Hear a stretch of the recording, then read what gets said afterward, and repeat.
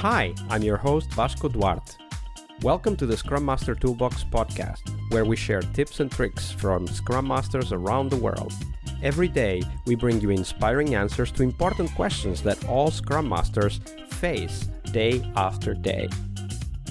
Hello everybody, welcome to our Wednesday Leading Change episode this week with Bent Myllerup. Hey Bent, welcome back.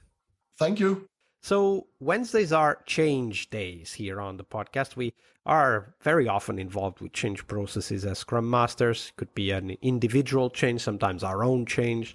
Could be a team level change. Could be a tool or technique or process change, or it could be a whole organizational change. The point is that we need to be familiar with and learn to swim in the murky waters of change, as I like to call them. So share with us the story of a change process you were involved with, Bent, and walk us through how it went, but then highlight for us as you go through the story, the tips, the tools, the tricks, the techniques you learned back then that you still apply today. This story here is, as I usually put it, it was back when I had a real job, not being an Agile coach or a change consultant. So in 2008, I was working for a company here in Denmark that is developing equipment for musicians. So it's a company who makes hardware, physical products. So guitar pedals, bass amplifiers, broadcast equipment, and so on. And this company has up during the 90s and also the first years of this millennium here, had very good conditions, right? There was a lot of fuss around the brand of the company. They have expanded quite a bit. And also invested, so therefore, taking some risks, you could say. And then coming closer and closer to the economic crisis that started in 2008, things began to go a little downhill. There was less income or less profit in the company. We were beginning to struggling with projects that took too long, right? We also had some projects where the products we developed has really hard to get a hold on the market and so. So the CEO of the company, he began to look for what can we do. The first thing that was tried was to merge with another company in the same market, but that didn't work. So therefore, in order to survive, there was only one more thing to do, and that was to really take on a turn around of the company. The CEO has had some months before initiating this turnaround of the company, have experienced that a small experiment we were running in the development department where we were applying Scrum to get rid of one problem that we have had for a long time. But it's not like Scrum was implemented all over the company. There was actually just a couple of pieces here and there where Scrum was being used. But he has seen how successfully we in 3 weeks could get rid of a problem we have been struggling with for more than 1.5 years. So when initiating the turnaround, the CEO said, well, unfortunately, we're going to reduce the staff due to economics. But for those of you who are still here, we're going to do Scrum in the full development department. And then he came and asked me, can we do Scrum when we're developing hardware? And I said, I have no clue, but let's see if we can find out. So we were all in, and we had the opportunity to make significant changes in the organization. And one of the things we did in the organization was that we went from having this matrix organization with lines, development line. So I was the head of the software development. There was another head of electronics development, and there was also somebody responsible for mechanics. Instead of trying to develop products in a matrix organization with a PMO of project manager, and so we actually made a pivot of the organization and made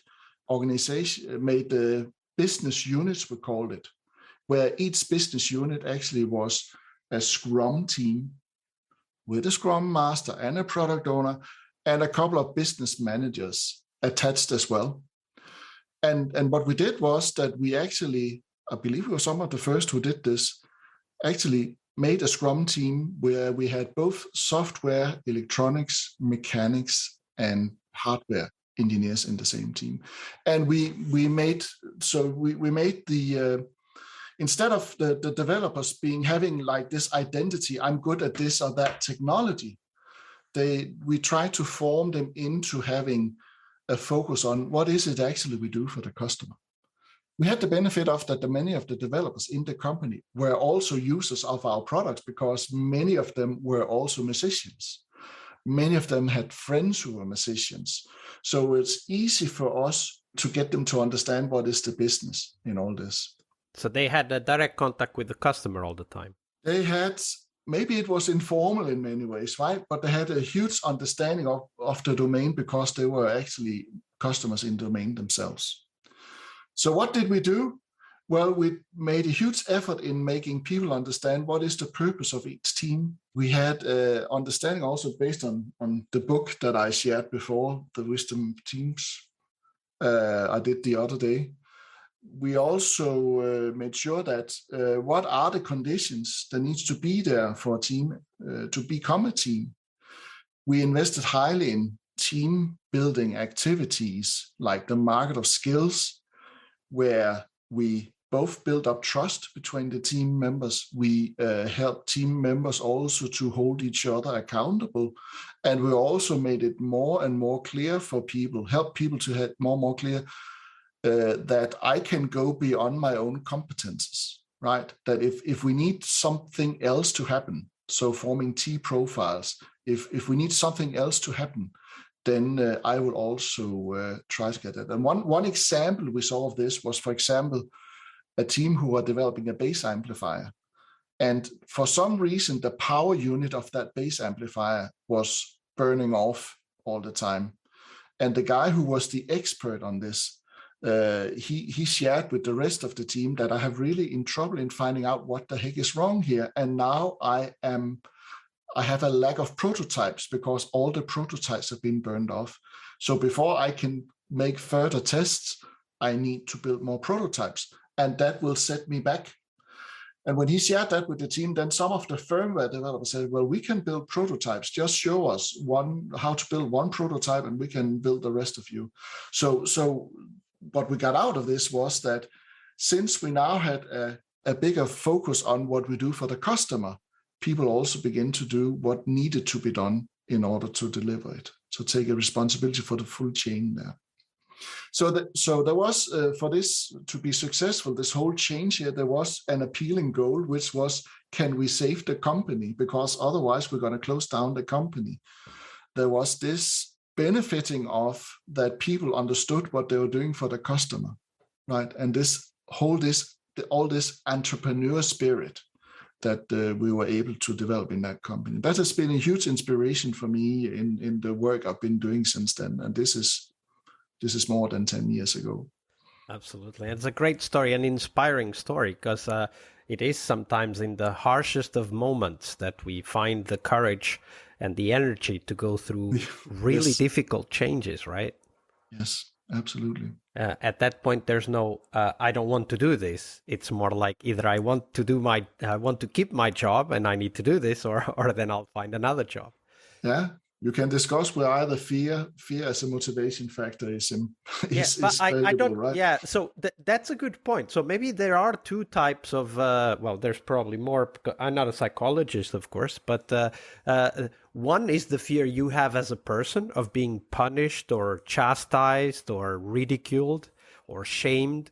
And then the other is the fear we are all in together, right? Like the company might go bankrupt if we don't help each other, but I'm not afraid for me, right? Like I am not afraid of being chastised or criticized or shamed. I'm just doing my best because I understand that the company is at risk. And so those are like different types of fear, right?